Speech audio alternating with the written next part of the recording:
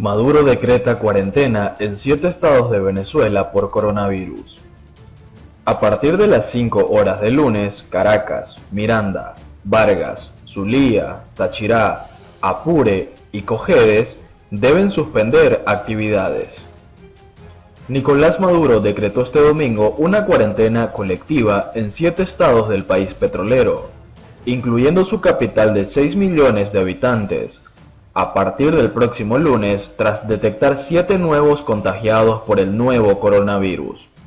A partir de las 5 horas del lunes, deben suspender sus actividades, salvo aquellas que impliquen distribución de alimentos, seguridad policial y militar, servicios sanitarios y el transporte, anunció Maduro en una alocución transmitida de forma obligatoria en radio y televisión. No son vacaciones colectivas, no, es una cuarentena, que amerita una gran disciplina social, una gran autocontrol, apuntó el mandatario socialista, quien resumió la medida como permanecer en casa. Esta cuarentena parcial se suma a la prohibición de la llegada de vuelos provenientes de Europa, Colombia, República Dominicana y Panamá anunciada por el gobierno en los últimos días, así como la suspensión de clases y actividades deportivas. Este domingo se detectaron 7 nuevos casos del COVID-19, con lo que el país registra 17 contagiados, dijo Maduro, haciendo énfasis en que todo el virus ha sido importado. Maduro, quien dijo inspirarse en China, uno de sus principales aliados comerciales, para afrontar la pandemia, aseguró que es la única manera, no hay otra opción. La única forma de detener los canales de transmisión y de propagación es entrando progresivamente, pero de manera acelerada en una fase drástica de cuarentena colectiva a nivel de todo el país, afirmó el líder chavista. Oposición de Venezuela recibió ofertas de soborno para unirse a Maduro. En enero, el dictador venezolano Nicolás Maduro se adjudicó una importante victoria.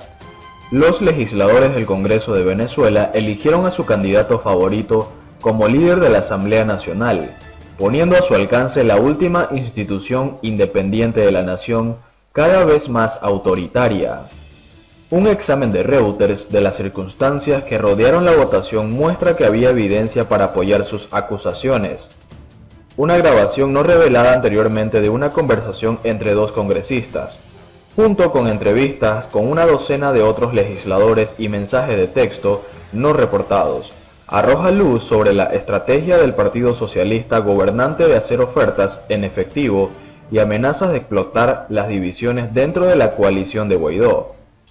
En la grabación, a las 9 a.m. del 15 de diciembre, Kerrins Mavarés, un congresista de 34 años del estado costero de Falcón, recibió una llamada telefónica de una importante figura de la oposición, preocupada por la conspiración del gobierno para arrebatar el control del Congreso. El que llamó, Luis Stefanelli, le dijo a Mavarés que creía que los aliados de Maduro estaban tratando de comprar y asustar a los políticos de la oposición para que apoyaran a Parra. Estoy muy asustado, dijo Mavarés, quien no identificó al emisario. Mavarés dijo que se había resistido a la oferta, pero pidió a Stefanelli el apoyo de la oposición. No me dejes solo. Es importante para nosotros saber que podemos confiar en ti, dijo Stefanelli en la grabación que compartió con Reuters, prometiendo a Mavarés que los líderes de la oposición lo apoyarían. Tu posición marcará tu vida. En el momento de la votación del 5 de enero, Mavarés ya había tomado una decisión.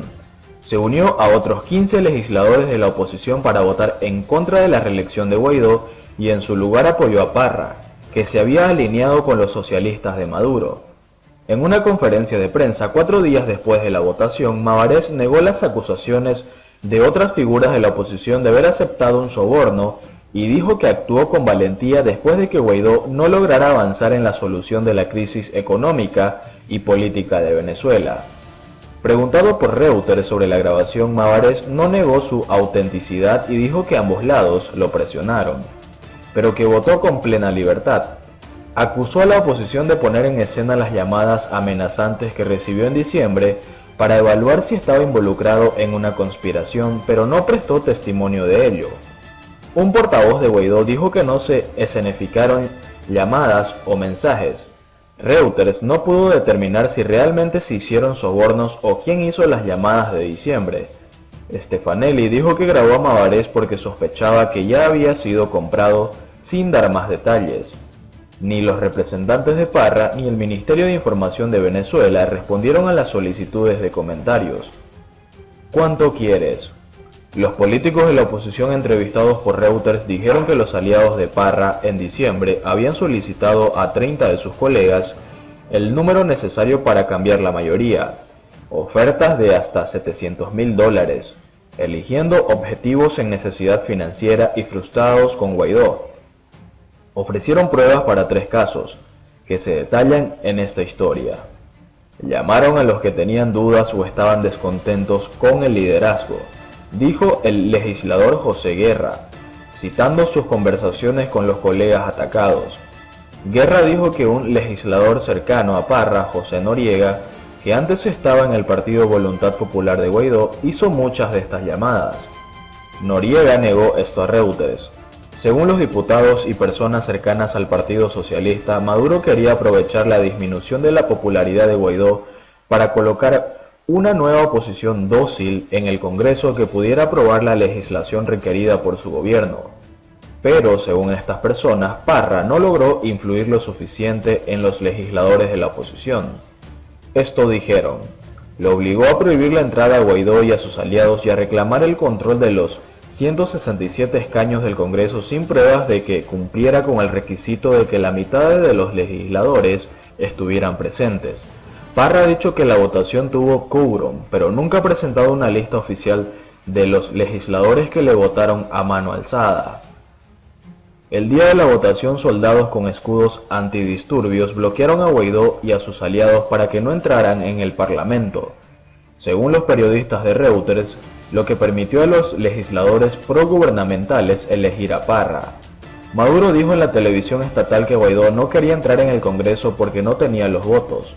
Celebró el ascenso de Parra como una rebelión dentro del Congreso, aunque los legisladores de la oposición reeligieron más tarde a Guaidó como jefe de la Asamblea Nacional en una sesión separada en las oficinas de un periódico cercano. La elección del rival de Parra fue un golpe simbólico y les privó del control del propio edificio. Guaidó, que acusa a Maduro de robar las elecciones presidenciales de 2018, se proclamó a sí mismo presidente legítimo el año pasado basándose en su condición de jefe del Congreso, con el apoyo de Washington y de docenas de otras naciones. En diciembre, antes de la votación, la principal coalición de la oposición desalojó a Parra después de que un informe de los medios de comunicación locales acusara a él y a otros de abusar de sus cargos para pulir la reputación de un empresario vinculado al gobierno. Parra negó eso en ese momento y sigue siendo el jefe del Congreso. Mabarés reemplazó a Stefanelli en el Congreso después de que el anciano legislador huyera al extranjero, debido a una solicitud de la Corte Suprema del 13 de diciembre para investigarlo por supuestos delitos relacionados con un plan para incautar instalaciones militares.